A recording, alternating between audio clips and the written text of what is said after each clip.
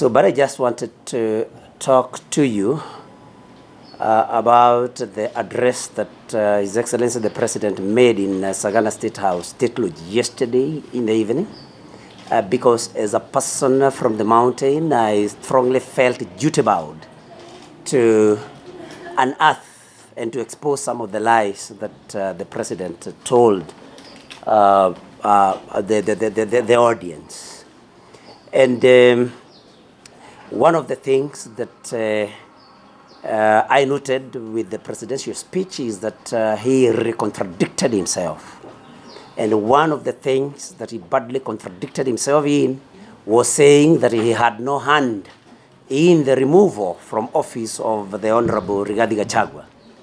You must have observed that when he said that it is not him that did it, that it was Parliament, he then took the nation on a journey of the differences that they had had with Rigathi Gachagua. He told Kenyans that he was making cases every day with Rigathi Gachagua. He said that the MPs approached him for 2 times, and every time they approached him, he said no to impeachment. Meaning that when it finally happened, and he confirmed it, it had his blessings. He said, he told the country that for that time, they told him they had to do it, and he gave them his blessings. The other thing that he contradicted himself in is saying that Rigathi Gachagua was demanding 10 billion.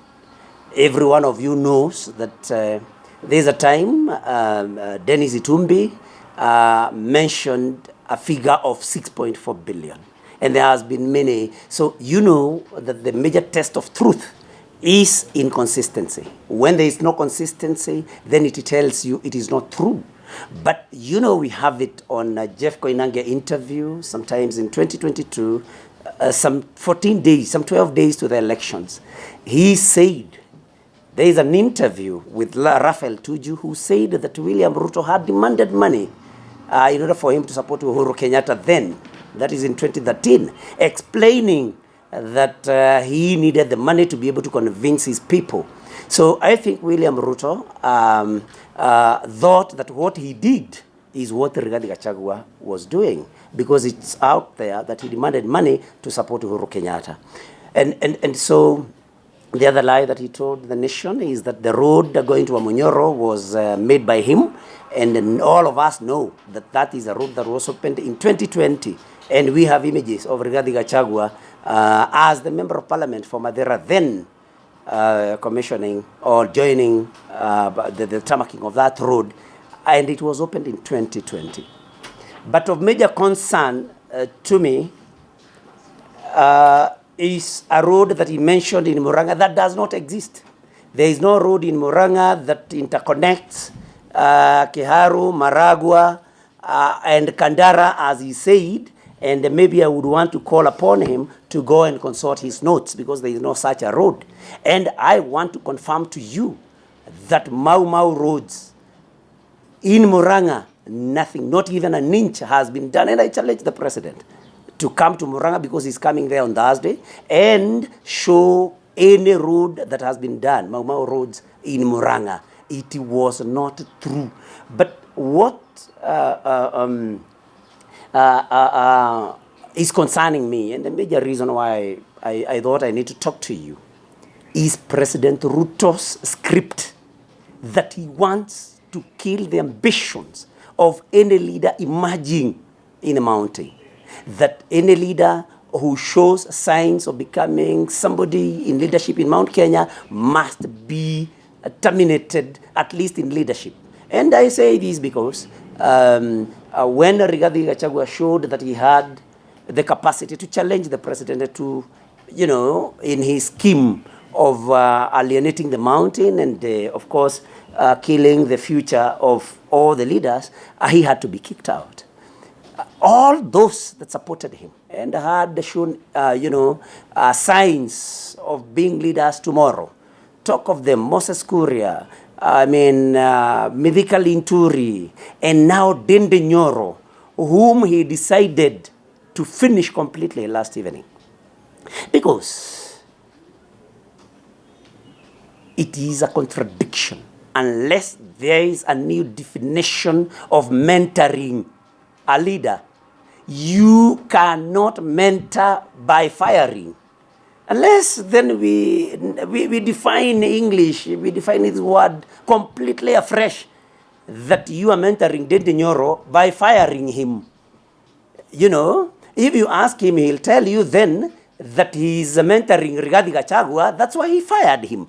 And when I say he fired him, it is true. Gladys Bosch-Sholei said, it is in public domain, that she was instructed by the president to kupeleka Gachagua nyumbani. Tabitha Karanja, the senator for Nakuru, confirmed on an interview with Inoro TV that she was called to State House by the president and told to vote yes to the impeachment of Rigathi Gachagua. So we know, and all of you know, that anybody in Mount Kenya, and that lie that he told, is saying that when ODM came to government, then Mount Kenya had to give in to surrender some seats, as Rift Valley also surrendered his seats. I want to challenge William Ruto today. In the Senate, where I was chair, which seats Rift Valley gave away or surrendered for ODM? Sen.Nyutu here was chair education. Karungo Dango was chair roads. Senator Medhu was chair land. Senator Murango was chair agriculture. Senator Seki was chair trade. Let William Ruto tell us which senator in the Rift Valley surrendered their seats. Jackson Mandago was chair health. He is still chair today. Health. Hilary Sigei was chair JLAC. He is still chair today. JLAC. The senator for Trans Nzoia, Senator Chesang, was chair ICT. He is still chair today. ICT.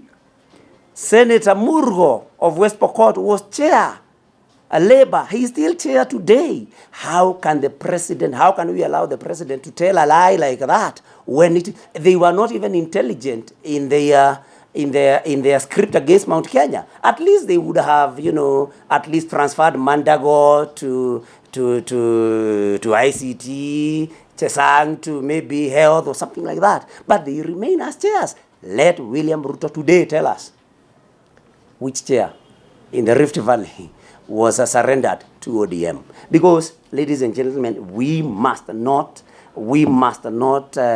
allow lies to be told by a person of the stature of the head of state. Going back to Dende Nyoro, we believe, and that is why all of us, those that I've mentioned, lost their chairmanship positions, because William Ruto does not want any leader from the mountain to grow, to hone their leadership skills. That's why all of us had to go. That's why Dende Nyoro had to go. And I liken this to Herod, who decided to kill all the boys. And so we must call this out. But of course, you know that William Ruto planned a long time ago to get power to punish Mount Kenya. And nobody has not seen that clip. Nyinyi hamna shida na Wakikuyu kama sisi. Lakini ikifika mahali, unatofautisha maneno. Unatafuta serikali kwanza, alafu ile serikali unatumia sasa kutatua ile shida. That is exactly what William Ruto is doing today. He used Mount Kenya to get power, and he's using that power now to of course punish Mount Kenya. But let mentorship be given a new definition by William Ruto, that you fire to mentor. You fire Dende Nyoro, that's how you mentor him. You fire Sen.Nyutu, that's how you mentor him. You fire Karungo Dhangwa, that's how you mentor him. You fire John Medhu, that is how you mentor him. You fire James Murango, that's how you mentor him. And all these mentees, incidentally, come from Mount Kenya. He did not talk about the mentorship he's giving Kimani Ichung'wah, because in William Ruto's school of mentorship, you are fired first before you are promoted. Kimani Ichung'wah has not been fired, and so he's not being mentored. Eric Wamombi, who was in the audience, is not being mentored because he has not been fired. He will have to be fired to enter William Ruto's school of mentorship. So this is something that we cannot leave to go out there unchallenged. He said that Rigathi Gachagua for 2 years did not talk about any government program on TV. But he also said that he knows he has not been doing any project because he was fixing the economy. What project was Rigathi Gachagua going to talk about in the media? While the president himself admitted that he was not doing any project because he was fixing the economy first and now he will do programs. Why didn't he? What was Rigathi Gachagua going to support? The only thing Rigathi Gachagua refused to do and that William Ruto wanted him to do was to lead the demolition of settlements in quotes next to the river in Nairobi without any alternative to those residents there. And so we felt we must call out these lies. And finally, I want to call upon our people. We have seen that he is being received in Nanyuki and other places. We are telling our people, remain peaceful. But you must be paid. And Rigathi Gachagua has given you a price list. There is a charge for attending, a charge for clapping, a charge for laughing, a charge for smiling, and a charge for clapping. You must reap. It's your money. It is what would have gone to SHA. It is what would have gone to education. Take it. It's your money. But do not allow your souls to be bought by William Ruto. And we want to pray that William Ruto is not going to leave death and destruction the way he did in Nairobi when he visited. We just pray that no one will lose their lives, no destruction will happen, there will be no harassing of women. We pray that it will end up well, and when he goes back, Mount Kenya remains the way it was. For Ndindi Nyoro, I want to ask him to join Rigathi Gachagua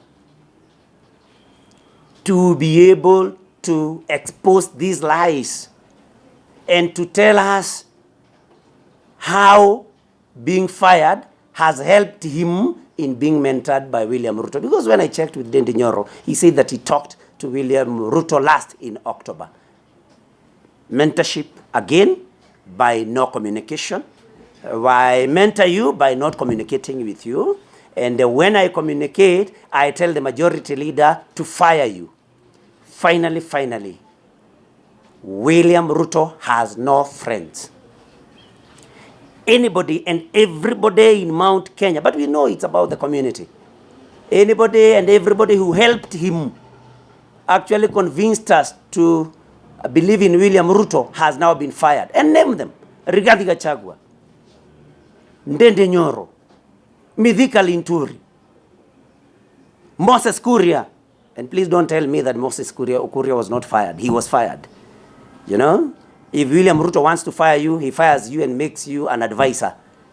And nobody doesn't know that William Ruto is only advised by William Ruto and nobody else. Not even the intelligence advises William Ruto. And so when you are told they have been appointed, and Ipite Kisiangani, who was fighting the media all the time, he was fired and again, of course, appointed an advisor who will never advise William Ruto. So we are saying, let William Ruto advise himself. Let his time come in 2027, then people will vote. I want to call to people from the mountain. Let our young men and women register. We know there is voter registration, ID card registration, but please register as voters to General Kahariri. We tell him nobody is planning to remove William Ruto from office through any unorthodox means or through any coup. It is through the vote in 2027, and William Ruto will go home. Let me edit there, ladies and gentlemen. And maybe just to add, by the way, he said he's coming to Murang'a on Thursday, and he said he's coming to inspect the affordable housing project in a place called Mackenzie. He was there last year you know, he's coming to inspect a project he had inspected. And by the way, in his speech last evening, he did not say he has done anything. He said he will do anything. He has been doing that, so he will. We will wait to see whether this time round he will. And he also is going to commission some water project in Maragua constituency, a place called Kakoigo. He was there the same day, and I can confirm to you that is where he met Olusegun Obasanjo, because I was there, and Olusegun Obasanjo followed him there. He is going back there. William Ruto launches a road from one end. Next time, he goes to the other end of that road and launches the same, and will tell you, I have launched this road, we are launching this road from Nairobi to Thika to Murang'a. Next time, he will go to Murang'a, we are saying this road will come from Murang'a to Thika to Nairobi, the same road. Come on. I mean, Kenyans deserve better. Thank you very much. Senator, I want to seek your comment on the issue of the Rakanidi bridge. Yes. You asked a question yesterday. And so far, more than 20 people have died since he assumed the power. Yes. When you asked that question, he made an out of Saka. Yes, and told us about 5 billion quotation, another one 50 billion quotation. I mean, so what's your comment? My comment is the Rakanidi bridge has been a concern of very many people. Not just people who come from Meru or that region. Because it has been, there have been very many accidents there, as long as we all know, and people have lost their lives. And the particular media person who asked that question told him that it is real lives, if I understood the question, real lives of Kenyans that are lost on that bridge. And he just made that we have a quotation of 5 billion, another one of 50 billion. So maybe I would want to tell him to prioritize that. And the Meru leaders who support him, in fact, I think all the Meru members of parliament, including the senator, who is my friend, nobody will ever talk about that. The other day I talked to one of them. They were telling me, William Ruto, kumi bila break, because of removing Kawira Mwangaza as governor. I mean, Meru leaders can do better. Talk more. Pressurize William Ruto more about the bridge to save the lives of our people. It cannot be that the whole of Meru leadership, the only problem they had was Kawira Mwangaza, and simply because she's a woman. And because I can tell you, there is nothing Kawira Mwangaza, we have had her cases in the Senate. There is nothing she has done, other governors have not done. But the male chauvinism in that particular county is the only thing that cost Mwangaza her seat. And so let the leaders, especially of Meru and the Rakanidi, concentrate on asking the president, even if he will not do any other project because he's not likely to, that at least he does the Rakanidi bridge.